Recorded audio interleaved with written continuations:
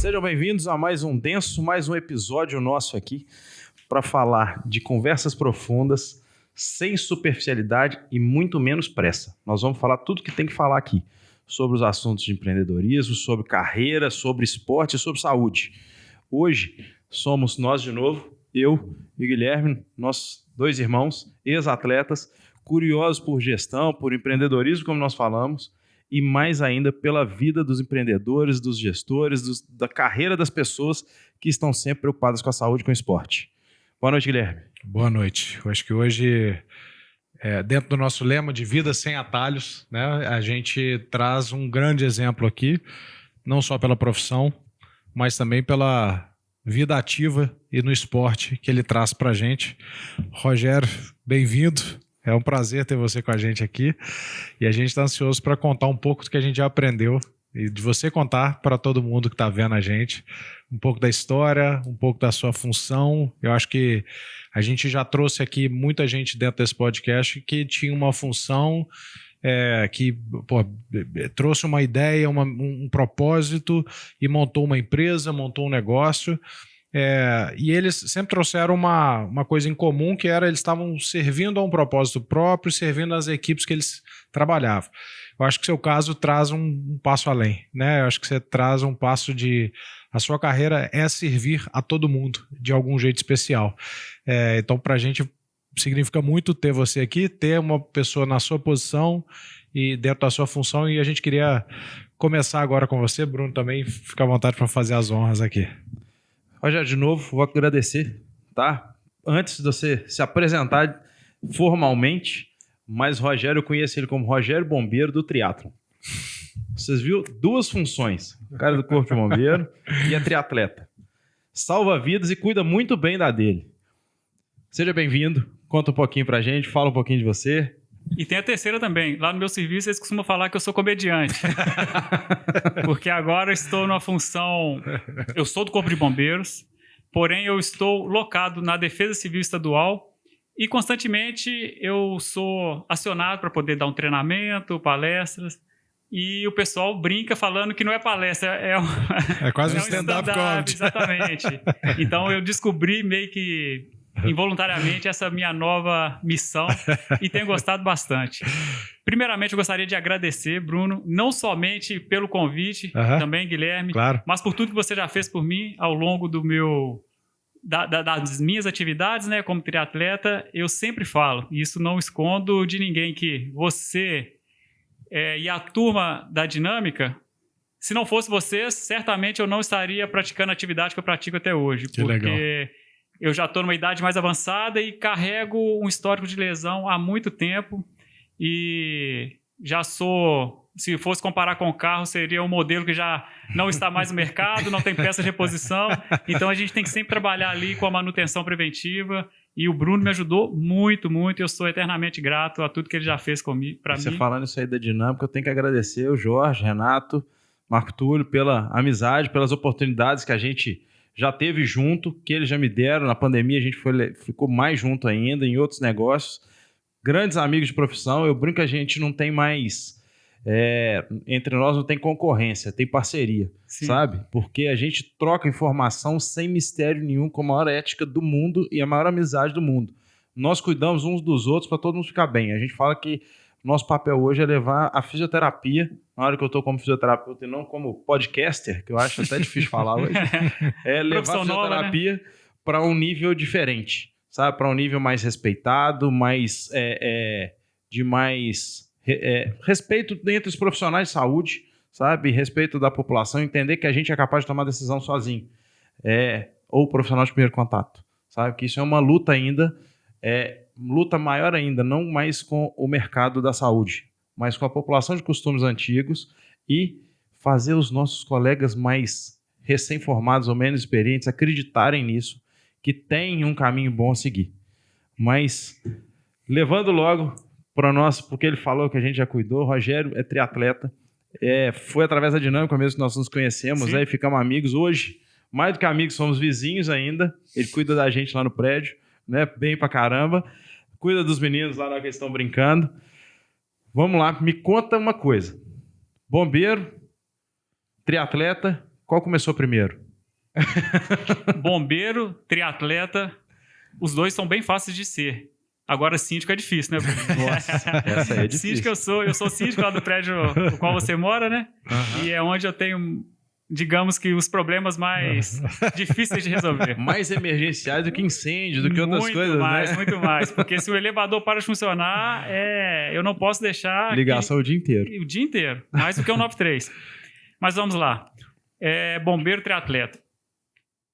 Eu iniciei no bombeiro meio que por acaso, nunca sonhei em ser bombeiro, não tenho nenhum parente bombeiro, porque geralmente, assim, militar, os filhos tendem a seguir a carreira do pai, né? Uhum. E geralmente militar, ele não consegue desvincular o quartel de casa e acaba tratando os filhos também como se estivesse no quartel. Então, as crianças já vão criando já vão crescendo nesse ambiente. Uhum. Alguns gostam, outros afastam totalmente, mas os que gostam tendem a seguir. No meu caso não foi assim, eu não tenho nenhum parente militar. Foi meio por um acaso, porque um amigo de infância, Robert, espero que ele escute isso aqui, e ele sabe muito bem disso, ele iria fazer o concurso, me chamou para poder fazer junto com ele. E eu, por acaso, para poder incentivá-lo, resolvi fazer também. Não estudei, não peguei no caderno. E acabou que eu passei na prova e ele não. Isso lá em 2002. Só que antes disso, eu tenho um outro amigo também, que é um pouco mais velho que eu, que é um ex-vizinho, que ele era bombeiro e ele sempre falava que eu ia me dar bem como bombeiro e tal. E uma vez, em 98, foi quando eu fiz 18 anos, ele me levou para poder fazer a inscrição. Eu fiz a inscrição. A prova seria no domingo. Aí eu saí, eu ainda não levava essa vida de atleta, eu saí no sábado, enchi a cara, não consegui acordar do dia para fazer a prova. Ele ficou puto comigo. Mas voltando para a história com o Robert, aí em 2002 nós fizemos a inscrição, nós fizemos a prova, ele não passou, porém eu passei. E era um concurso direto que exigia algum nível de curso superior, ensino médio? Não. Como é que funcionava? A exigência do curso superior é bem recente, cerca de 5 anos. Entendi. À época, somente segundo grau já era o suficiente para poder entrar. Que legal. Hoje, esse meu amigo acabou passando na prova da polícia e creio que está muito feliz lá. Que bom. Você é militar também? Não, Polícia Civil. Civil. Tá que muito legal. bem lá e sou muito feliz por isso. Que legal. E a carreira de triatleta foi meio que pelo fato de eu ser bombeiro. Porque o esporte e a profissão de bombeiro tem tudo a ver, né? Uhum. Eu não sei. Eu queria que você contasse um pouquinho disso. Eu costumo brincar com o lema que eu levo para a vida, principalmente na carreira de bombeiro. O melhor EPI é a condição física.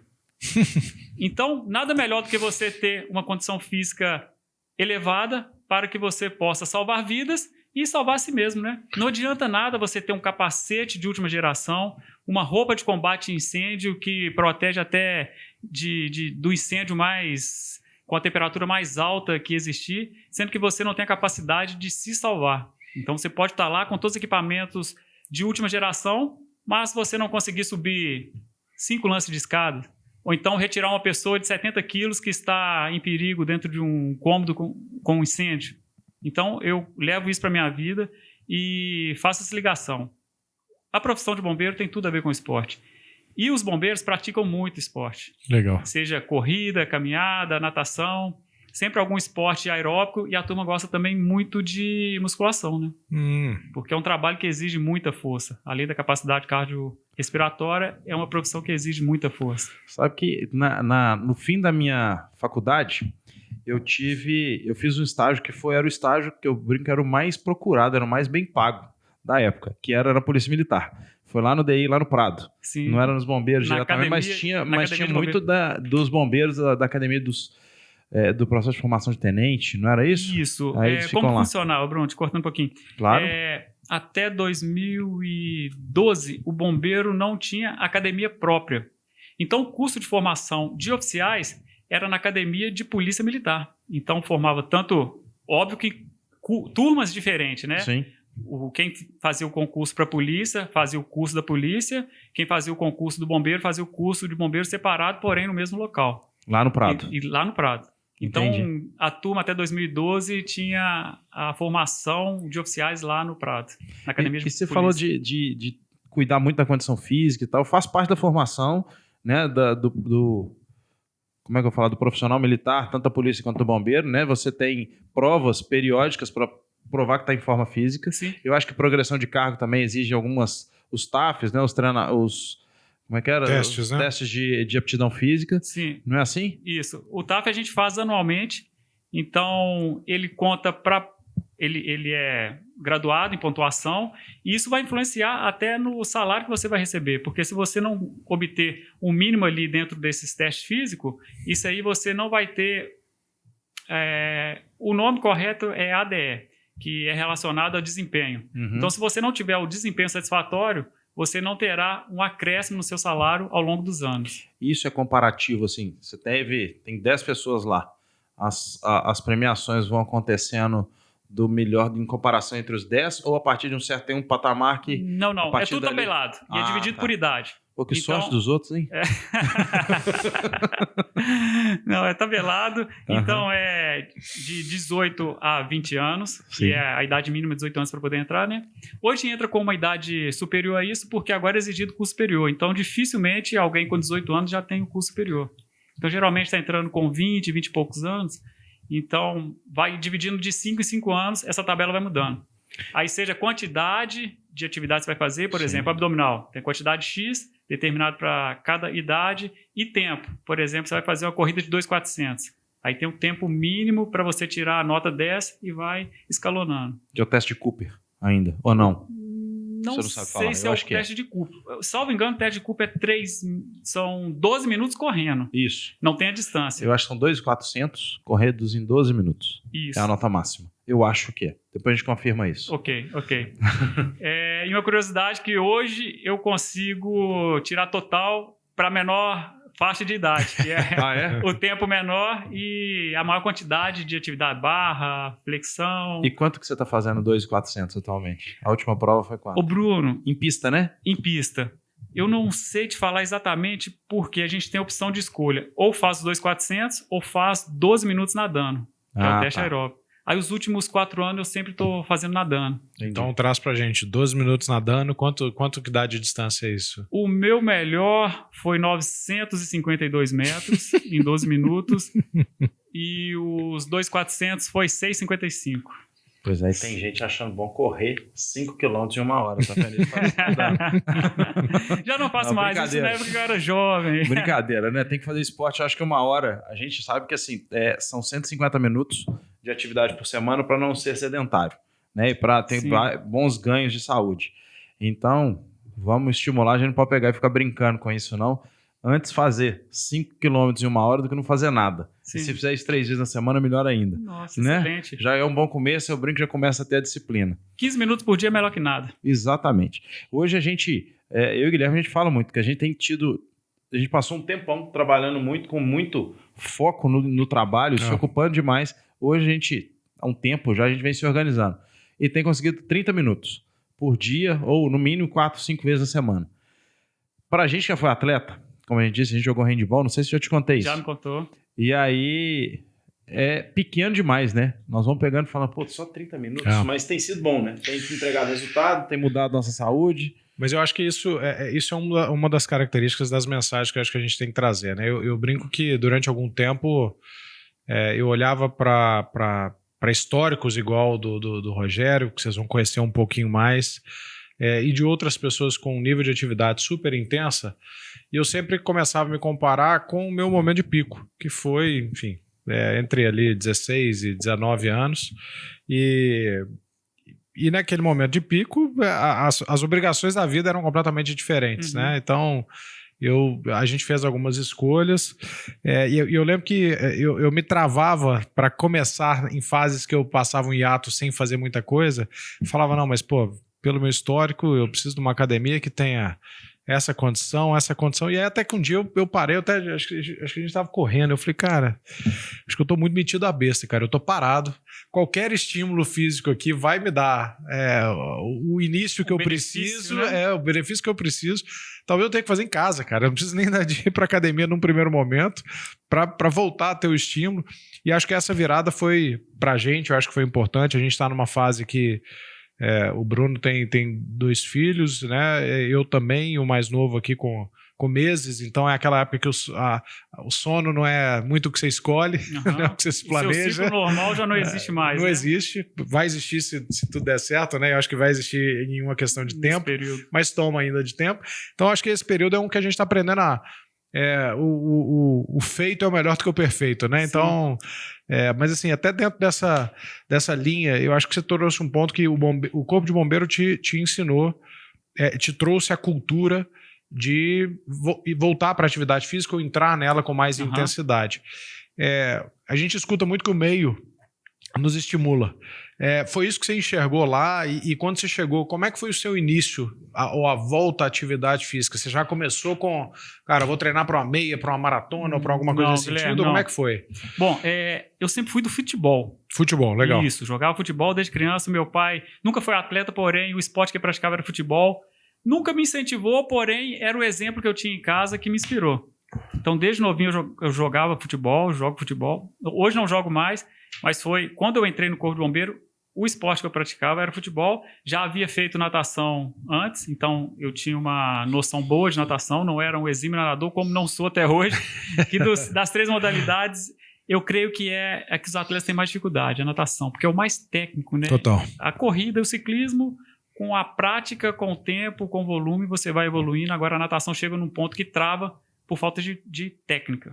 Então, até hoje eu tenho um pouquinho de falta, mas eu consigo sair ali no segundo pelotão e tal. Mas a minha história no esporte, a mudança de esporte no bombeiro, foi até engraçada, porque na época do curso de formação de soldado, eu ainda estava no curso de formação que é um período de 9 meses, nós tínhamos um coronel que praticava triatlo, e a época que em Minas Gerais ainda tinha o Troféu Brasil, uma etapa do Troféu Brasil, que era lá em Nova Lima, no Alphaville. E esse coronel, ele escalou todos os recrutos para poder trabalhar. E Polícia e Bombeiro é o seguinte, se o evento vai começar 8 horas, a chamada é 4h30, 5 horas da manhã. Entendi. Porque a gente segue muito à risca a questão de horário. Então, não sei se é por planejamento ou por falta de alguém atrasar, então a chamada é sempre mais cedo. 7 de setembro, por exemplo, o desfile começa às 10 horas. A gente chega na Afonso Pena às 5 horas da manhã. Ou seja, 5 horas antes. E nesse dia, a gente iria... O evento, o Troféu Brasil, a largada era 8 horas, a previsão de ir embora em torno de 16 horas. Aí eu dei um desperto, eu virei pro coronel e falei assim, coronel, se eu quiser participar, ao invés de trabalhar, eu posso? Ele falou, claro que pode. E queria agariar atleta para poder aumentar o número de triatletas, até para poder conseguir montar uma equipe e tal. E eu resolvi, não tinha bicicleta.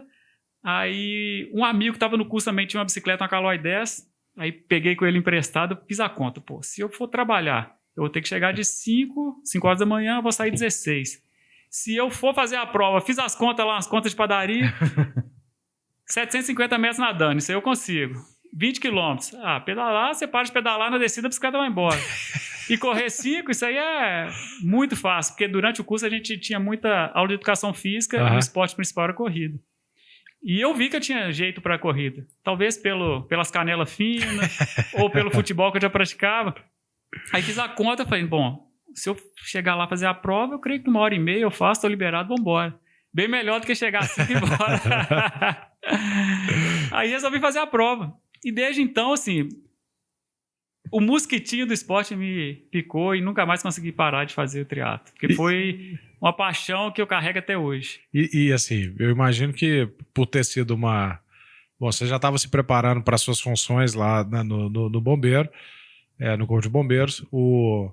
Mas em algum momento é comum a gente escutar da primeira prova, ela tem algum momento ali da dor ou do incômodo alto. Onde que foi esse momento de incômodo seu? Teve algum momento que você se perguntou assim, cara, o que eu tô fazendo aqui? Como é que eu tomei essa escolha? Era mais fácil eu ter acordado mais cedo, mas ficado parado ali às 5 horas. Toda prova tem isso. Então. Mas é uma voz interior que a gente tem que saber trabalhar com ela, né? E não dar muita atenção. Porque o nosso corpo tende sempre a nos puxar para a zona de conforto, na zona mais fácil, né, de sobrevivência, porque hoje a gente não tem mais aquela função de ou caçar ou fugir, né? Sim. Que a gente carrega isso até hoje. Então, o nosso corpo tende sempre a nos puxar, essa voz interior sempre nos puxa. E não é só na competição, nos próprios treinos também. Então, eu creio que eu tenho uma cabeça muito boa em relação a isso. Então, eu tento não dar muito a voz para minha voz interior e faço o que tenho que fazer. Legal. Tem hora que eu já peguei ele chegando do treino lá no prédio, aí eu às vezes falo, porra, já tá treinando de novo. Ele, Bruno, eu nem penso, eu só vou porque tem que ser rotina. Se eu pensar muito, eu fico em casa, não tem pode jeito. pensar, Bruno, não pode pensar. Não pode ter possibilidade de ter soneca no telefone, não pode ter a possibilidade de pensar, de gerar dúvida se vai ou não vai. Tem simplesmente que levantar e fazer o que já estava programado para fazer. Rogério, e pensando nisso aí, e levando para o bombeiro, saindo do esporte e voltando para o bombeiro, na hora que eu fico imaginando as situações extremas, incêndio, acidente, como é que é trabalhado a cabeça, assim como, não pensa não, só vai, assim, lógico que está tudo treinado, as tomadas de decisões estão todas estudadas, né? Eu imagino que vocês devem ter alguma estratégia, minimamente, alguma linha, né? Para suprir surpresas ou eventuais desgastes físicos ou da equipe na hora de uma dessas situações de perigo. Como é que é o treinamento disso? Como é que é o treinamento mental? Como é que é o treinamento físico? Fala um pouquinho pra gente. Bom, o treinamento começa desde o primeiro dia que a gente já apresenta na academia de bombeiros, né? Então já começa com a parte física, depois com a parte teórica, para poder entrar na parte prática, propriamente dita. O trabalho bombeiro é um leque muito grande. Então, diferentemente da polícia, que tem várias funções se pensarmos em batalhões especializados. Mas, basicamente, o trabalho da polícia é repreensão e está ali para poder ajudar pessoas na forma de preventiva. O bombeiro não. O bombeiro trabalha mais na parte reativa. Então, nós trabalhamos com incêndio, trabalhamos com salvamento terrestre, salvamento veicular, salvamento em altura, tentativa de suicídio. Então, são N situações que a gente trabalha. E dentro dessas situações, é óbvio que todo mundo no curso de formação aprende de tudo, porém, de acordo com as afinidades, os militares vão escolhendo as áreas e se especializando em determinada área de atuação, né? Tem as pessoas que gostam mais de incêndio, vão fazer curso especializados para trabalhar incêndio urbano. Outros gostam mais de incêndio florestal, vão fazer curso especializados para incêndio florestal, sem deixar o conhecimento das outras matérias de lado, né? Mas acaba formando pessoas mais especialistas e dentro de todos os batalhões tem sempre essa distribuição equalizada para poder atender todas as ocorrências com a melhor forma possível, né? Da melhor forma possível. E para onde você foi? Inicial, em 2002, era muito diferente de hoje, né? Muito diferente. Eu sou da época... Essa frase, eu sou da época, acaba entregando a cidade, né? Mas eu sou da época em que a gente não tinha o EPI. Só até para ilustrar, para a gente é muito comum saber o que é o EPI, é o equipamento de proteção individual. A gente é uma nomenclatura comum para todas as atividades que exige algum tipo de vestimenta, ferramenta ou algo específico para aquela função. Então, no caso do bombeiro, imagino que cada uma dessas frentes tem um tipo de EPI diferente. Na época a gente tinha o EPC, né? Que é o equipamento de proteção coletiva. Entendi. Então, se eu trabalhei hoje, fui no incêndio, fiquei 12 horas combatendo incêndio, derreti dentro da roupa. O bombeiro que iria assumir o serviço amanhã, ele iria usar essa mesma roupa. Não era individualizado. Então, nós tínhamos essa carência de equipamento. E isso era mais mentalidade ou mais orçamento? Eu creio com a soma dos dois. A soma dos dois, Olha só. Hoje, os militares que estão no alto comando têm um pensamento bem diferente, né? Foi renovando, então que a turma mais antiga que tinha um pensamento mais retrógrado já estão aposentados. E a turma nova que está chegando ao alto comando tem um pensamento bem diferente e conseguiu mudar isso. Que legal. E o orçamento também do Estado melhorou bastante. Legal. Mas a gente já começa a fazer esse treinamento durante o curso e, como eu falei, vai desenvolvendo as especialidades dentro das afinidades, né? Você direcionou que você pegou, eu ia até te perguntar, porque você passou, a gente tem um evento grande lá não sei se tiver história para trás, você me fala, mas eu lembro de a gente conversar de Brumadinho, né? Tem alguma ligação com a decisão que você tomou, para o caminho que você tomou dessas especialidades, vamos dizer assim? Ô Bruno, o efetivo hoje do Corpo de Bombeiro é aproximadamente 6 mil militares na ativa. No Estado? No Estado. Praticamente todos os militares passaram por Brumadinho. Praticamente todos. Quando ocorreu o rompimento da barragem, em 25 de janeiro de 2019, eu entrei em 2002, fazer um breve linha do tempo aqui da minha carreira no bombeiro. Eu entrei em 2002 Fiquei no 1º Batalhão, que é ali na Afonso Pena, Piauí com Afonso Pena, até 2013 no operacional. Que aí é altudão. Eu fiz alguns cursos de salvamento aquático, salvamento à altura, mas fazia o atendimento geral. Eu ficava mais na área de salvamento. Em 2013, eu fiz uma pós-graduação na área de prevenção a explosões e incêndio. Aí eu fui para a área de engenharia do Corpo de Bombeiros. Como eu já era engenheiro de formação e fiz essa pós-graduação, que é específica para o trabalho dentro do setor de engenharia do bombeiro, eu fui transferido para lá. Permaneci no 1º Batalhão, porém na área de engenharia. Em 2015, eu fiz um curso de graduação e fui para outra área de engenharia, no mesmo setor, porém fazendo uma outra função na área de engenharia, que era a análise de projetos de combate a incêndio. Então, esse estúdio aqui, por exemplo, é obrigado a ter um projeto de combate a incêndio. Então, o engenheiro vai lá, faz o projeto, entra no Corpo de Bombeiros, eu era o cara que analisava e dava o check-in lá para aprovar ou reprovar. Isso é o termo que se usa é o AVCB, né? É, Auto de Vistoria do Corpo de Bombeiros. Legal. Então, fui para lá. Houve um rompimento em 2015 da barragem de Mariana.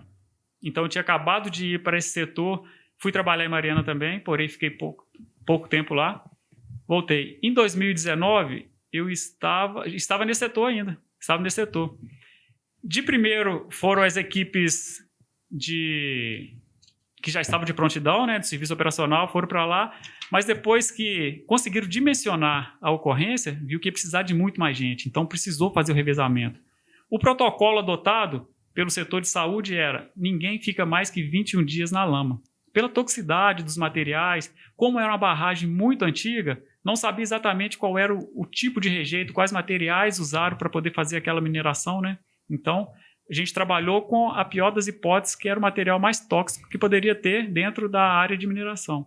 Então, adotaram um protocolo de 21 dias, trabalhando efetivamente na lama, e depois a gente foi fazendo revezamento dentro da situação lá, das equipes que estavam lá na parte mais administrativa. Então, trabalhei 21 dias operacionalmente na lama, e depois eu fiquei mais 1 ano e 2 meses na parte administrativa, na parte de logística, na parte de secretaria e diversas outras áreas lá também. Quando você fala 21 dias na lama, isso era uma escala ou isso era uma entrada? Por exemplo, você só podia ir 21 e depois você tinha que ser realocado para um administrativo, para outra parte, ou daqui a tantos dias você podia voltar a ficar mais 21 dias? Era o somatório, era 21 dias. Ah, entendi. Então, se você foi hoje, ficou um dia, ficou uma semana, depois voltou mais um dia, porque isso entende-se que ia haver um acúmulo de material era tóxico. Era exposição ao material, entendi. Então, independente se fosse na sequência ou não. Não, eu tô tentando lembrar dos eventos, assim, retomar a vida em Brumadinho, sei lá, se pegar 6 mil, quantos estavam lá simultaneamente, dividir aqui por 21 dias, escalas de 21 dias, eles provavelmente tiveram que abrir mais concurso, né? Assim... Não necessariamente, mas foi acionando as pessoas que, teoricamente, não trabalham no operacional, o pessoal da administração, para poder ajudar o pessoal operacional, né? Tanto é que foi meu caso. Eu estava na administração na época, na área de engenharia, na área de projeto, ar-condicionado, temperatura 12/8, tranquilinho. E de repente me vi lá, tomado por lama até a cabeça, sem saber o dia que eu iria embora. E nesse período, você ficava muito lá e voltava para casa? Ou tinha algum alojamento e tal, que vocês ficavam até pela toxicidade, assim, você podia encontrar com as pessoas normalmente, de família e tal. E além disso, você conseguia manter sua rotina de treinos nessa época? Eu imagino que não, mas não sei. Deixa eu até perguntar, acho que de um jeito diferente. Me conta um dia seu, lá. Ou uma semana na época que você estava na lama em Brumadinho. Tá, vamos lá. As escalas, foram diversas escalas ao longo do tempo. A operação acabou 2 semanas atrás. Ou seja, começou dia 25 de janeiro de 2019 e acabou no final de janeiro de 2026. Ou seja, 7 anos ininterruptos com bombeiros trabalhando 24 horas. Trabalhando não, mas em loco 24 horas por dia, né? Entendi. Mas eu tive escala de 3 dias lá, 3 dias em BH, escala de 7 dias lá, 7 dias em BH, escala de 10 dias. Foi variando de acordo com a dinâmica da ocorrência, né? Tá. Mas toda vez que nós saímos, toda vez que a gente ia para lá, a gente fazia exame para poder verificar como estava o nível de toxicidade do nosso corpo. E toda vez que saímos também fazíamos o mesmo exame de sangue, de urina, alguma coisa assim? Vários exames. E toda vez que encerrava o dia de trabalho, a gente passava por uma desintoxicação geral. Lavava roupa, lavava corpo, já não entrava no alojamento sem passar por esse corredor de descontaminação. Esse é o nome correto. E as operações, assim, você saía para ir para, vamos dizer assim, estava no alojamento e ia para a lama. Que horas que você ia? A gente tinha o debrief antes, né, para determinar quais funções de cada equipe, onde ia, mostrava o cenário amplo e a gente determinava ali dentro dessa primeira reunião o que cada equipe ia fazer, qual forma que ia fazer, o que foi feito no dia anterior que não deu certo, que poderia ser mudado. Isso era que horas, Rogério? 6 horas da manhã. 6 horas. A gente começava a operação 6 horas e parava em torno de 18 horas. Dependendo da época do ano, às vezes quando o sol estava mais tempo, né? Mais tempo, a gente ficava mais tempo. Legal. E no inverno diminuía um pouco. Então vocês faziam o debriefing e a sequência? A sequência, a gente pegava a equipe, ia para o campo e já entrava na lama para poder fazer as buscas, né? Entendi. E as buscas, assim, até para ser mais específico, se você me permitir, mas assim, eram buscas de objetos, corpos, animais, o que vocês buscavam lá, até para gente aqui? O objetivo principal era achar corpos. Entendi. Mas na maioria das vezes a gente não conseguia encontrar um corpo inteiro. Então a gente achava segmentos. Entendi. São pedaços desses corpos, dessas joias, né, que a gente chama, que são as 272 vítimas causadas por esse rompimento dessa barragem. Isso aí, eu imagino que assim, como é que foi trabalhar a cabeça do Corpo de Bombeiros como um todo? Eu imagino que deve ter sido cena horrorosa, cansaço, sem medida, e fora o estado mental que vocês deviam ficar, né? De estresse para ir, não se contaminar e manter a saúde, não passar mal, não morrer também, né? Assim, tô indo para um estado extremo. E além disso, imaginar os corpos lá, as famílias que sofreram, as famílias que estavam ali. Como é que foi esse cuidado que você teve com você e como é que o Corpo de Bombeiro como um todo se dedicou? Ô Bruno, inicialmente, realmente, você falou aí risco de morte, né, para os próprios militares, realmente tinha, porque é um complexo minerário onde ocorreu. Então não era somente uma barragem. Uma barragem rompeu, porém outra, bem próximo, não tinha rompido, mas ainda havia o risco de rompimento. Então a gente estava ali na mancha de inundação dessa outra barragem que não havia ocorrido rompimento, com possibilidade de ter romper a qualquer minuto. A qualquer momento. Nossa. E com uma energia cinética gigantesca, uma velocidade muito grande desse rejeito. Era um rejeito muito fluido, então a velocidade, deslocamento e o próprio terreno, né, um plano inclinado, fazia com que essa velocidade do material fosse muito alta. Entendi. Mas nós tivemos lá um trabalho conjunto com psicólogos, um trabalho bem legal também com fisioterapeutas, com bota de compreensão, com vários trabalhos de recuperação. Nós fomos tratados como realmente atletas, porque o trabalho que era feito diariamente era um trabalho pesado, às vezes até mais do que um praticante de atividade física intensa.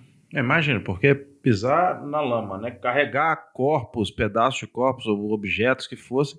Vocês viram? Eu lembro de ver imagem de bombeiros arrastando para se deslocar mais facilmente, né? Usando técnica que fosse a melhor possível lá. Porque o material, no primeiro momento ali, ainda estava fluido, né? Então a gente tinha que aumentar a maior área de contato com esse material para aumentar a pressão e não afundar. Então a forma mais adequada para poder deslocar era no arraste mesmo. Que loucura. Imagina esse nível de esforço. Então, para poder deslocar 20 metros, demorava um tempo absurdo, desprendendo uma energia imensa. Vocês tinham contato com parentes de pessoas que foram afetadas, parentes desses 272, assim, era comum da sua função? Você teve contato com pessoas que tinham esse contato próximo lá? Ô Guilherme, como eu falei, depois desses 21 dias eu fiquei entre idas e vindas 1 ano e 2 meses lá.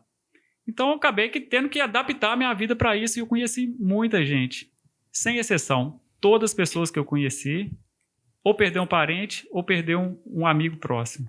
Nossa. E assim, é uma Pesadíssimo, energia. né, cara? A gente tinha que ter uma cabeça muito boa para poder não absorver tudo. Inevitavelmente a gente acaba observando, né? Aham. As dores das pessoas.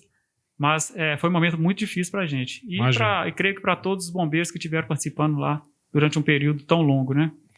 E sua rotina de treinos aí? Eu imagino que não deve ter dado, né? Você estava lá, desgaste físico o dia inteiro. Como era válvula foi? de escape? Qual que era- Treino, né? Eu imagino que era sua válvula de escape para muita coisa. Como é que você fazia isso? Tinha ainda? No momento operacional, quando eu estava em loco, na lama, vez ou outra eu dava uma corridinha pós-trabalho. A gente ficava na zona quente, né? O nosso alojamento foi ali na zona quente, que é bem próximo dos locais onde a mancha passou. Então, não tinha iluminação nas ruas próximas. Eu corria em volta do alojamento. Uhum. E durante o período que eu estava na parte administrativa, eu consegui ir na academia quando eu chegava, porque o nosso horário era um pouquinho diferente, então a gente começava um pouco mais tarde, por volta de 7h30, e até 5h30, mais ou menos um horário meio que administrativo, um horário comercial. Então eu consegui fazer uma atividade antes, acordava umas 4h30, ou ia correr, conseguia levar a bicicleta também, às vezes eu levava a bicicleta, pedalava lá, e no pós eu ia na academia à noite, até mesmo para poder liberar a cabeça do dia a dia, né, Mudar o assunto, né? mudar o assunto, exatamente. Apesar de que não conseguimos, porque todos ali na academia Estavam envolvidos, né? estavam envolvidos. É. Uma cidade relativamente pequena, né? A população pequena, então a chance de ter alguém que perdeu algum parente ou conhecido era muito grande. Eu imagino. Não, e eu, assim, você passou então, acho que esse período, né? Fora o período operacional, o período administrativo, depois acaba esse momento para você, né? Mas continua para muita gente a parte de Brumadinho. Qual foram as suas próximas jornadas? E você voltou para aquele setor de engenharia? Como é que ficou? Sim, voltei para o setor de engenharia, aí fiquei até 2022, foi quando eu passei em um outro concurso interno para graduação para oficial. Aí foi 1 ano e 6 meses do curso de habilitação de oficiais, onde consegui treinar também quase todos os dias. De 1 ano e 6 meses eu não treinei 4 dias, 2 estavam gripados e 2 com Covid. Que foram os 2 dias com Covid, mas só 2 com Covid, depois você começou a treinar? comecei a treinar. Então, até com Covid, né? Porque Até era Covid, uma semana, pelo menos. Mas eu vi que o corpo deu uma melhorada, eu falei, não, se eu treinar... Vamos fazer o sangue circular, ver se eu canso aqui, ele, né? vai cansar e vai sair. Vencer pelo cansaço. E conta, você começou a falar dessa rotina sua, que eu sei de algumas. Você já me contou alguns casos de rotina sua, assim. Como é que é? Você treina todo dia? Você treina mais de uma vez por dia? Como é que é isso? A rotina do triatleta bombeiro. Ou do bombeiro triatleta. Hoje eu não tenho mais treinador. Então, eu consigo ainda fazer algumas provas em alta performance. Inclusive, 2024 eu fiz uma melhor tempo numa prova na distância olímpica, que é 1.500 nadando, 40 pedalando e 10 correndo. Foi o meu melhor tempo. Hoje eu estou com 46, estava com 44 anos. E de uma forma bem engraçada, que eu fui treinando usando a inteligência artificial. Eu falei, vou fazer um teste. Tinha a prova, que é a prova uma das mais antigas do Brasil, que é o Triatlo do Corpo de Bombeiros, lá do Espírito Santo. E eu fiz o ciclo treinando com inteligência artificial. Não recomendo para ninguém. A minha recomendação é que tenha um treinador, um profissional de educação física para poder acompanhar e direcionar os treinos. Eu já tenho um certo conhecimento de prática, não sou formado em educação física, sou formado em engenharia metalúrgica, mas tenho um conhecimento de prática e gosto de estudar muito, e fiz o teste, é óbvio, colocando as informações que eu precisava para que ele montasse um treino para mim, para eu tentar fazer esse teste. Fui meu próprio cobaia, né? E acabou dando certo. Foi a prova mais rápida que você fez nessa distância, que eu fiz um sub 2 horas. Até para eu fiz 1,56. Então como é que é? 1,5 km de natação, 40 de bike? Bike e 10 correndo. Caramba, Rogério. Foi o melhor tempo que eu fiz com 44 anos, utilizando os meus conhecimentos direcionando a inteligência artificial, né? Você tem, hoje eu brinco assim, os relógios que os atletas usam entregam muitos dados, né? Muito. Então, Hoje na hora que você cruza eles, deve dar um nível de informação. Nós temos muito equipamento que acaba sendo um treinador. Se a pessoa souber utilizar, né? É óbvio que tem que ter um conhecimento, tem que ter um estudo. Não é simplesmente confiar na máquina e na tecnologia para poder ter um bom resultado. principalmente para evitar lesões, né, Bruno? Uhum. E nessa época, você já tinha, vamos pegar até para contextualizar quem está escutando e quem está vendo, até para educação. Você só conseguiu chegar a orientar uma inteligência artificial nesse sentido? Você tinha quanto tempo de treino intenso aqui? Eram quantos anos a essa altura do campeonato aqui? Comecei em 2003, isso foi em 2024, então 21 anos. Então tem um mais pouco do que de uma carreira profissional de um jogador de futebol, Exato. de um atleta olímpico, muitas vezes, né? O atleta olímpico às vezes consegue Dificilmente esticar um pouquinho. algum atleta profissional consegue levar a vida profissional em qualquer esporte, né? Dificilmente. Tem as exceções, mas dificilmente consegue durante Passar um de período 20 tão anos, longo. né? Mas o ponto que eu queria chegar é esse. Eu não tenho treinador porque eu vou me adaptar. Eu sou muito Caxias, Bruno. Então, se o treinador passa para mim que eu tenho que correr 10 tiros a 3,20 por mil, se eu sentir uma dorzinha ali e tá isso na minha planilha, eu vou querer fazer. Mesmo sabendo que eu tenho a possibilidade de machucar. Uhum. É uma burrice minha, eu confesso, mas eu sou muito Caxias em cumprir as metas que eu tracei. Cara, mas não acho burrice, não, sabe por quê?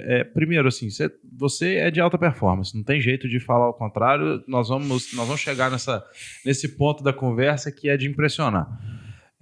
Se você tem um treinador ou tem um conhecimento já de 21 anos se entendendo, tá? E você tem números, aquilo ali tá tudo muito estudado. Sabe, lógico que por você não ser profissional, você tem um dia de trabalho, às vezes tem menos sono do que deveria, tem menos descanso, às vezes a nutrição, aquele dia falhou, a hidratação, porque a temperatura mudou no meio do treino. Isso pode mudar tudo, um atleta de alta performance. Mas, se você confiar nos números, eu, como profissional de saúde, hoje eu tenho boas tomadas de decisões porque eu me baseio em guidelines, em números. E eu acho que a engenharia, mais do que qualquer outra profissão, então você tendo números, cara, não tem por que não continuar. Lógico, você está levando tudo no limite. O atleta de alta performance é isso. O tempo todo no limite. O Rogério tá juntando um pouco de nós dois aqui, né? Ele pega a prática, junta com o estudo de engenharia e básico e leva pro pico aqui, né, cara?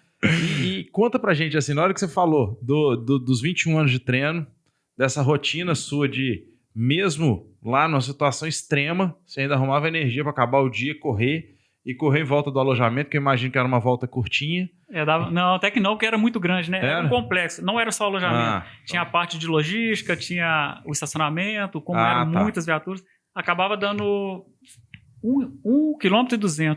Legal. De volta. Então, ótimo. Então dá pra gastar um tempo. Lanterna na testa, porque não tinha iluminação, né?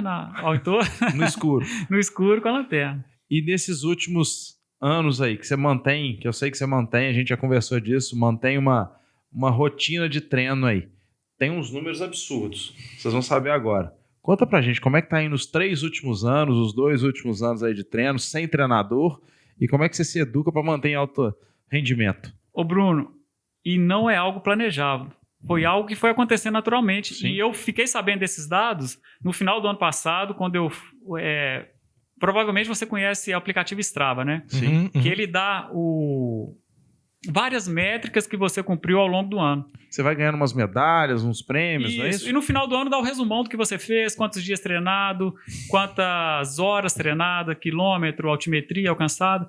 E por curiosidade eu baixei lá, né, o meu resumo do ano e deu que tinha treinado todos os dias do ano. Inclusive, um dia após, espero que meu médico não esteja ouvindo. Dia 28 de novembro eu fiz uma cirurgia refrativa para poder corrigir. No olho. Exatamente, corrigir a miopia. E no dia seguinte ele falou, não, você tem que ficar pelo menos 10 dias sem treinar. Beleza. Aí no primeiro dia, eu ia fazer a cirurgia 9 horas. No dia eu pedalei 90 km cedinho. Falei, pelo menos já vou garantir diminuir a perda aí, né? Aí treinei, no segundo dia eu tava sentindo super bem. Falei, mas eu vou ter que respeitar, né? Aí minha esposa saiu para trabalhar. Falei, vou fazer um negocinho ali. E não podia. Ele falou, o risco maior nesse período, Rogério, é que o seu olho ainda está aberto, o epitélio ainda está aberto, então você não pode correr o risco de ter um vento e levar alguma coisa, algum objeto, ou cair suor. Aí o que eu fiz? Vou pedalar ali 20 minutos. Comecei indoor. Comecei a pedalar com o olho fechado. Aí fiz 20 minutinhos, coloquei o relógio, despertou. Beleza. Aí no segundo dia já aumentei para 30, já fiz uma musculaçãozinha em casa. De olho fechado. Até chegar no 7º dia que eu pedalei 2 horas e meia de olho fechado.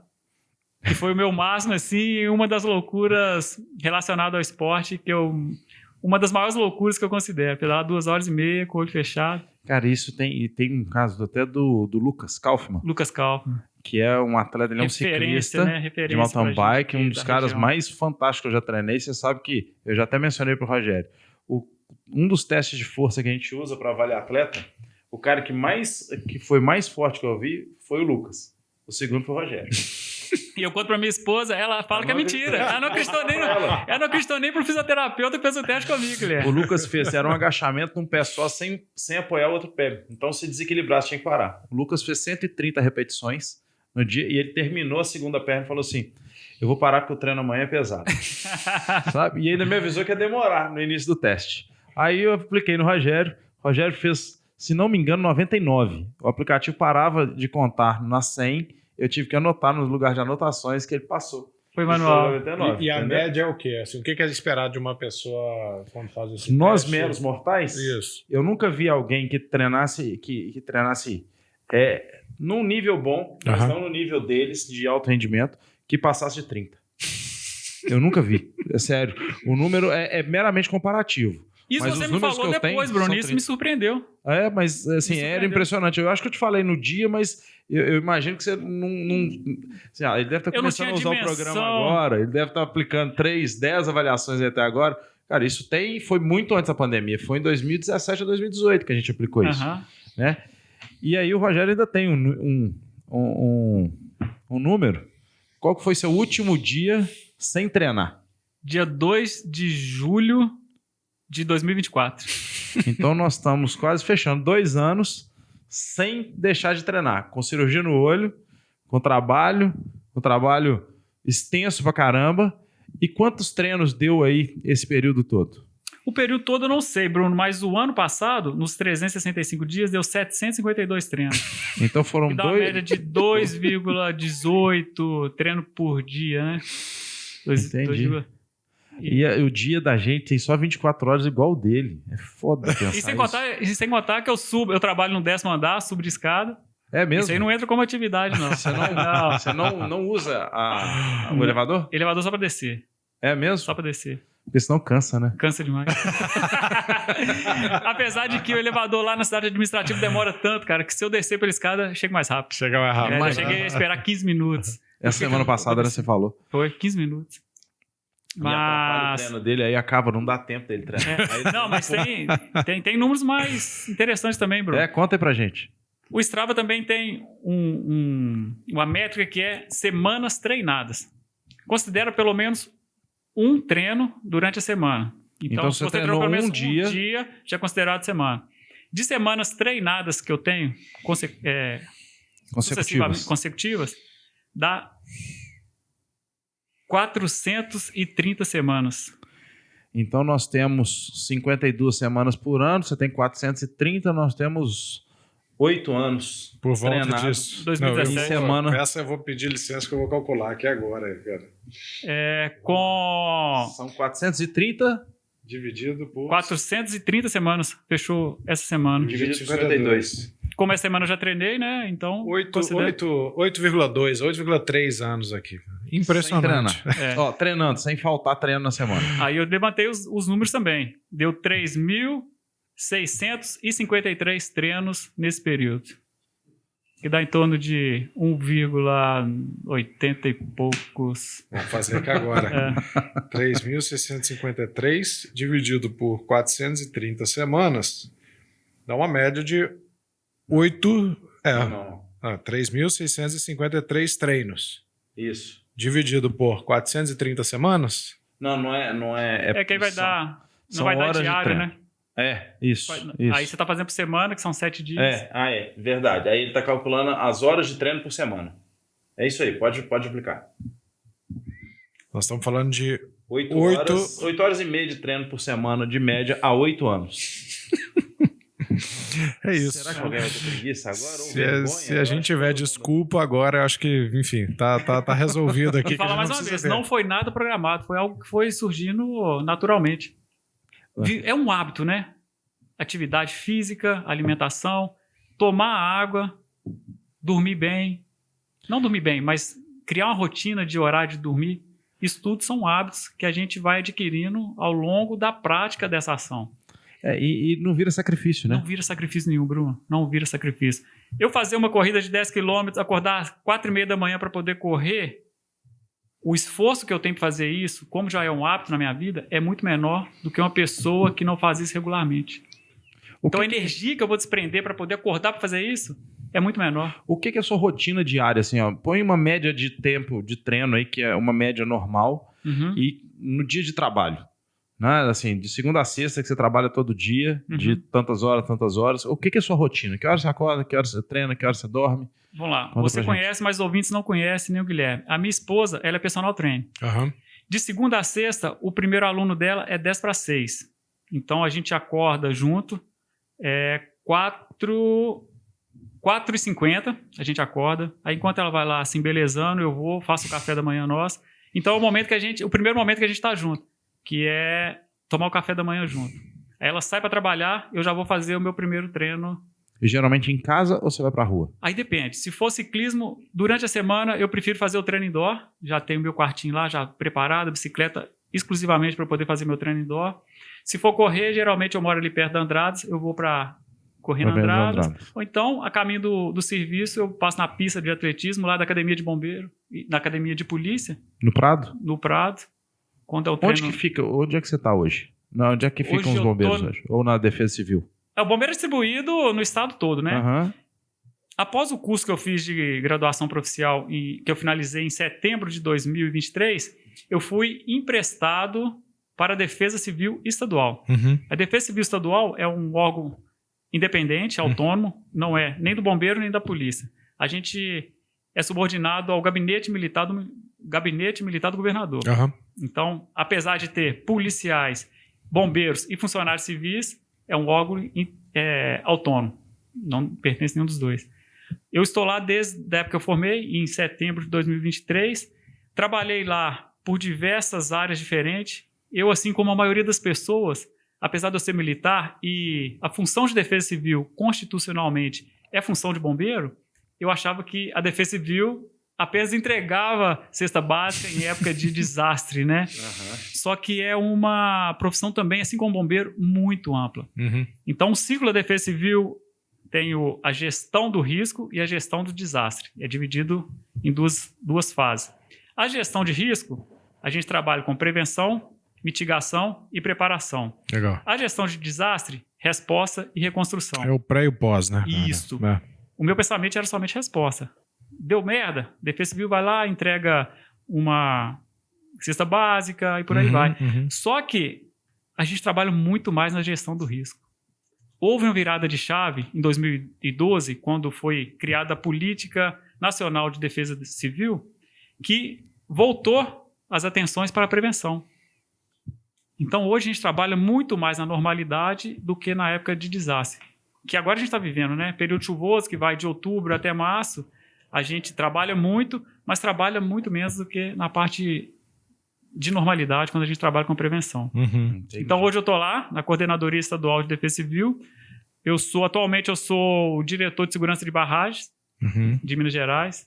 Então, Minas Gerais tem 362 barragens cadastradas dentro da Política Nacional de Segurança de Barragem, que tem os pré-requisitos, né? A altura do barramento, a quantidade, o volume do rejeito e tal. Então, todas essas barragens, eles têm que criar um plano de ação de emergência, e esse plano de ação de emergência tem que passar lá para a nossa equipe analisar e aprovar ou reprovar para que seja feita as correções. Entendi. Então, apesar de ser o diretor de segurança de barragem, eu faço as outras funções também de defesa civil, que teve um desastre, o município não conseguiu caminhar com as próprias pernas, a gente vai lá para poder apoiar a captação de recurso. A gente não faz mais a parte operacional que o bombeiro faz, de resgate. Eu não vou entrar na lama para resgatar, mas eu vou criar um sistema de comando ali, onde eu vou otimizar o serviço com o que eu tiver lá. Então, prefeitura, nós temos X máquina, nós vamos priorizar tal lugar, vamos utilizar lá. Bombeiro vai fazer tal ação, polícia vai fazer a segurança em determinado local. Então, a gente faz a gestão do risco, do desastre, quando a gente vai apoiar algum município. Então, a gente tem uma escala que a gente concorre também. Se precisar, a gente faz essas funções. Entendi. E aí, Eu te interrompi, você me desculpa, e foi bom pra caramba que você explicou. Eu acho que eu não sabia que a Defesa Civil fazia isso tudo. Mas aí você tava falando da sua rotina, que você acorda às 4h50, toma café com sua esposa, sai pra treinar. Faço meu Bicicleta, treino, ciclismo, ó, bicicleta, corrida, não sei se natação de manhã. Ou natação também de manhã. Aí você vai trabalhar? Aí vou trabalhar, aí... Que hora você chega no trabalho? É para ser 8h30, mas eu costumo chegar um pouquinho mais tarde. Espero que meu chefe não esteja tão direta, né? Geralmente 9, mas eu nunca saio no horário. Legal. Lá tem horário de chegar, mas não tem horário de sair. Então eu tô com crédito. Então eu chego cerca de 9 horas lá no serviço, que fica na cidade administrativa. Legal. No prédio Minas, 10º andar. Fico lá até entre 5 e 6 horas. Volto para casa. Quando eu estou nadando, eu passo na academia 3 vezes por semana, faço treino de natação. Como eu não estou nadando, por causa da cirurgia, ainda não posso ter contato com a água, eu vou direto para casa e aí eu faço uma musculação. Ou quando eu consigo, tem um horário de almoço ali, tem uma academia lá na cidade administrativa que eu treino na hora do almoço. Musculação minha é rápida, coisa de 40 minutos. Então dá tempo de treinar e logo após almoçar. E voltar para o trabalho. Mas a rotina é essa. E final de semana são os treinos mais longos, né? Sábado, geralmente, um treino de bicicleta mais longo. Aí eu treino com a turma bem legal, a turma de ciclismo mesmo, de ciclistas lá da Pampulha. A turma bem antiga, mas o pessoal casca grossa. Você tem ido pra estrada? Confins. Tá. Depois que eu perdi um amigo lá na 040, fui lá umas 2 vezes só, mas... Não me sinto confortável. É isso que eu sempre pensei, assim, convivendo com vocês do triatlon, eu nunca entendi, assim, tendo Confins, eu acho que é muito mais seguro, né? Não sei, eu acho que é mais difícil chegar.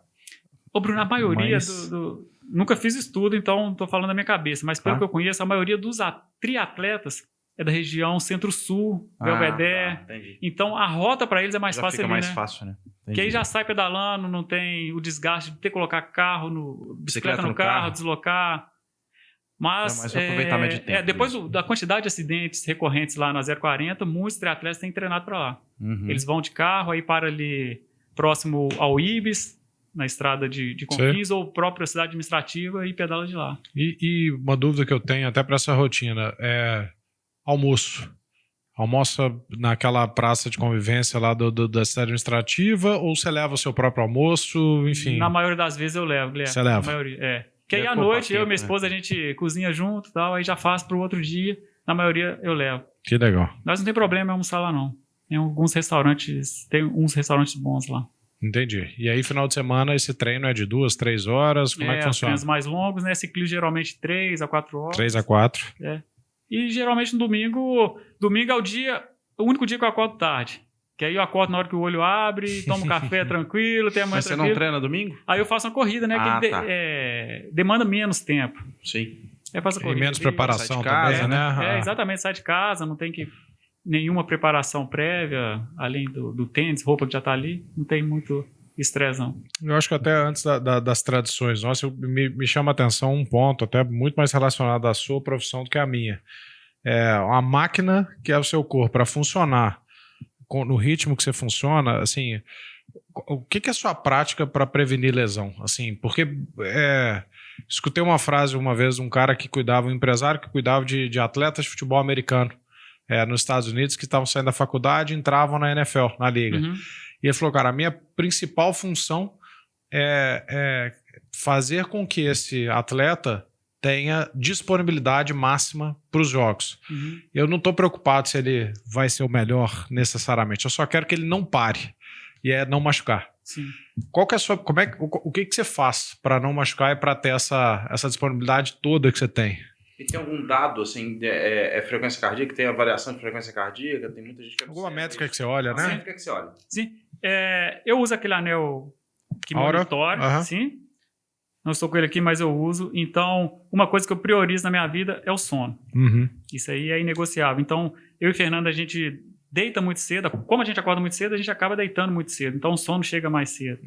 E isso me ajuda bastante nessa parte de disposição e até prevenção, né? É um ganho marginal que a gente não consegue mensurar exatamente, mas é algo que me ajuda bastante. A alimentação também é uma série de coisas. Eu falo que o esporte é um hábito âncora, né? Que acaba puxando outros bons hábitos. Então, se você pratica o esporte diariamente, você vai ter uma preocupação melhor com a alimentação, vai ter uma preocupação maior com o sono e acaba virando uma bola de neve de coisas boas. Uhum. Então, a alimentação também acaba sendo algo melhor que me ajuda também a ter disposição para treinar. E para a parte de prevenção, o que eu faço é um exercício de mobilidade, a própria musculação. Já fiz bastante trabalho preventivo com o próprio Bruno na parte de fisioterapia, né? Uhum. E linkando isso com o que eu faço hoje na Defesa Civil, os atletas, eles são, como a Defesa Civil era antigamente, reativos. Então, machucou, vai procurar o fisioterapeuta. Vai tratar. Sendo que a gestão do risco é muito mais importante e pode ser muito mais benéfica, né?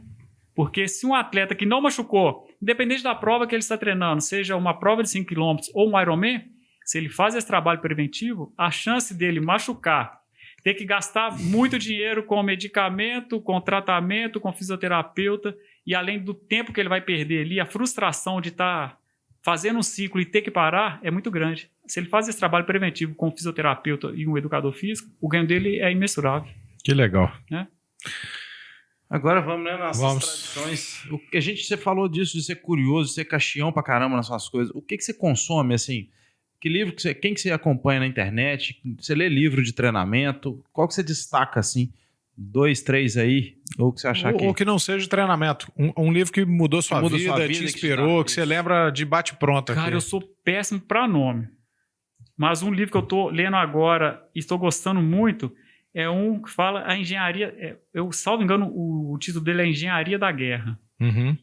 Que trata sobre como os engenheiros... Porque pouco se fala, né, da Segunda Guerra Mundial, ele é sobre a Segunda Guerra Mundial. Uhum. Fala como os engenheiros conseguiram mudar, virar a chave para que a aliança vencesse, os aliados vencessem o eixo. Entendi. Isso é bem interessante. São pequenas ações utilizando a engenharia para poder... Eu não finalizei ele, mas eu estou gostando bastante. Que legal. É um livro bem legal. Que show. Recomendo. Muito grande, mas recomendo. Muito legal.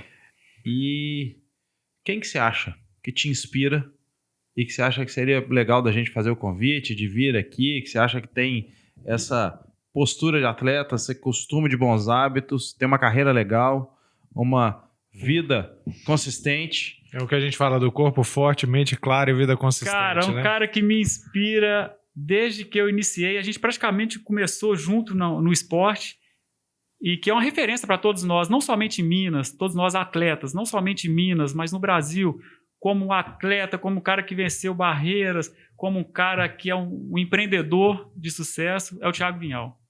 Que legal. Esse cara legal. eu acho que vale muito a pena. É a segunda pessoa que fala dele. Eu, cara... Terceira. Caleb. O Daniel e agora o Rogério. E um cara de um coração, assim, super disposto a ajudar pessoas. Que legal. Isso eu acho que vale mais do que resultado em prova, né? Claro. Resultado em prova. Ele leva... Eu acho que ele, com o caráter, o comportamento, o carisma dele, ele levou muita gente com ele, né? Sim, é um exemplo para muitos atletas.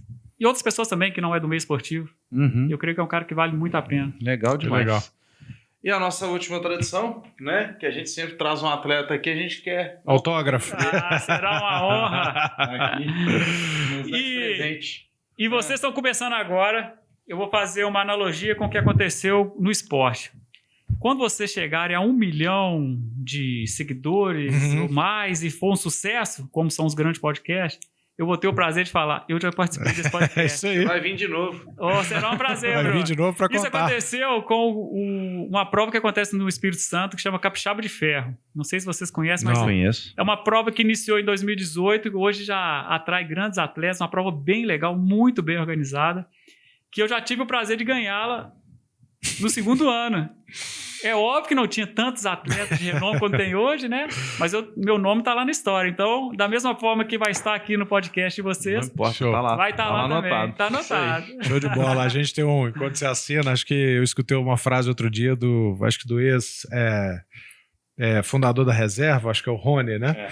Ele falou, toda vez que me perguntam um conselho aqui para um cara que está empreendendo, para um cara que está fazendo um treino de esporte, para um cara que está fazendo trabalhando com vestuário, e aí eu levei isso muito para a gente aqui para o podcast. Ele falou, faça 100 episódios. É tão simples quanto isso. Faça 100 episódios. Só que para cada episódio, senta e tenta aprender o que você pode fazer melhor para o próximo. Uma coisinha melhor para o próximo. Sim. Pouca gente dá conta de seguir meu conselho. Ele falou, não sei porquê, só 100 episódios. E aí, eu acho que hoje eu saio daqui, Rogério, eu tô misturando um pouco do que o Rony falou de 100 episódios com, deixa eu pegar um número mais exato aqui, cara, com 752 treinos em um ano. Então, se o nosso episódio aqui ele é semanal, a nossa obrigação esse ano é ter pelo menos 52 episódios ou algo muito próximo disso. Então, vou sair com essa lição nossa, é um compromisso, e a gente vai chegar ao final aí de pelo menos 2 anos com esses 100 episódios, e a gente espera, assim como você, começou de maneira com um propósito, com um motivo específico, a gente quer chegar longe, e você vai estar aqui junto com a gente nesse momento, mas queria te agradecer, porque eu acho que como outros episódios que a gente teve, mas de jeito completamente diferente, você traz mais uma série de lições que a gente traz para quem está escutando, traz para a nossa vida, para a gente ser um pouco melhor do que a gente é até hoje. Então, sua frequência, sua consistência, você está trazendo que esses resultados eles vêm sem romantismo, não tem atalho, cara, não tem... A gente brinca hoje, é muito comum falar dos life hacks, né, cara? Não tem 5 regras que ele vai obedecer. Cara, não tem essas 5 regras, tem todo dia, né? Tem um pouquinho todo dia. Obrigado pelos ensinamentos. Fica à vontade de fazer suas considerações finais aqui, mas a gente gostou muito aqui de te ter aqui dentro do episódio. Para mim é um prazer. Um prazer todo meu, Guilherme, Bruno. E algo legal, semana passada eu participei também no podcast sobre defesa civil. Um assunto mais sério, Sim. mais técnico, onde eu tive que me apresentar mais técnico e mais sério, né? E hoje algo mais contraído, muito divertido e mais fluido. Foi um prazer enorme estar aqui. Mais uma vez, agradecer ao Bruno, não somente pela oportunidade de estar aqui, para poder contar um pouquinho da minha vida, para poder tentar inspirar. Se for uma pessoa, já vai ter valido já a pena. Valeu. Já vai ter valido a pena. Tem um tempinho ainda para poder falar? Claro. O exemplo, em relação à inspiração. Da Defesa Civil, nós temos, atualmente, Defesa Civil Estadual, 67 agentes trabalhando. E eu e um amigo, a gente lançou um desafio, vendo que o pessoal estava muito parado e tal, poucos praticando atividade física, alguns sobrepeso. Então, nós resolvemos lançar um desafio, que é um desafio de 3 meses, onde a gente criou parâmetros para poder pontuar e gamificar isso no final. Então, quais são os parâmetros? As pessoas, a gente utiliza um aplicativo onde a gente consegue visualizar as atividades físicas das pessoas que estão realizando o desafio, né? E desses 63, a gente conseguiu captar 55 para o desafio. Exatamente. Que legal. Então, a gente metrificou 4 eixos: perda de gordura, perda de peso, ganho de massa e atividade física, dando um peso maior para perda de gordura, ganho de massa e atividade física, como é a mais fácil, tem um parâmetro de pontuação menor, um peso menor. E é impressionante quanto o pessoal está animado, está copiando os outros, né? A gente tem um grupo só desse pessoal e nós montamos um Power BI, que aí vai colocando o ranqueamento lá, e é muito legal. As pessoas estão cada vez mais praticando atividade física. A gente chegou em um mês, teve um participante que perdeu 12 quilos em um mês. Em um mês. Ele estava completamente sedentário, não fazia atividade física, comia desregrado, e ele falou que a gente conseguiu inspirá-lo com esse desafio. Aí eu falo lá, se eu conseguir tirar uma pessoa do sedentarismo para que ela possa ter uma qualidade de vida melhor, já vai ter valido a pena. Eu já vou ter retribuído um pouquinho do que o esporte me deu ao longo desses 21 anos que eu pratico. Então, é uma forma que eu tento fazer para poder retribuir. O esporte, como eu falei com vocês aqui em off, retribuir para o esporte, não tem como. O esporte é muito abstrato, né? Não tem como mensurar isso. Mas eu retribuir para uma pessoa ter uma melhoria na qualidade de vida, já vai ter valido a pena. Então, espero que eu possa ter inspirado alguém, né, que está ouvindo aqui, e que leve esse exemplo como exemplo bom ao longo da vida. Não, com certeza vai ser levado, e eu tenho que falar do que eu conheço o Rogério. Como síndico, o cara que resolve os problemas no dia. É para ontem. Como triatleta, eu não conheço ninguém que fale mal dele ou que tenha um porém. Por causa dessa generosidade mesmo que ele tem. de estar sempre te cumprimentando, olhando no olho, apertando sua mão, falando oi com seu nome, sabe? Assim, não é... Opa, pera aí que eu tô indo ali, tá? É atenção o tempo todo, é legal pra caramba. E o capricho e a atenção que ele tem de te escutar. Obrigado demais pela oportunidade, pelo tempo, pela hora de sono que já deve estar entrando aí, que você tá perdendo, tá? Mas foi bom demais o papo. A intenção é ser esse papo leve, mas com a intenção forte de transformar a vida, de influenciar pessoas e, se Deus quiser, trazer mais saúde para todo mundo. Tá bom? Obrigado. Gente, fica mais um episódio aqui gravado, tá? Nós estamos aqui para entregar o máximo de resultado possível. Tomara que vocês tenham gostado demais desse, que eu acho que mudou um pouco a conversa. Sigam a gente nos nossos canais no Instagram, denso.hub. Sigam a gente no YouTube, denso.hub.oficial. Esses capítulos vão estar lá disponíveis para assistir quantas vezes quiser e para vocês recomendarem para todo mundo que merece escutar isso e mudar a vida. Um abraço, até a próxima. Obrigado.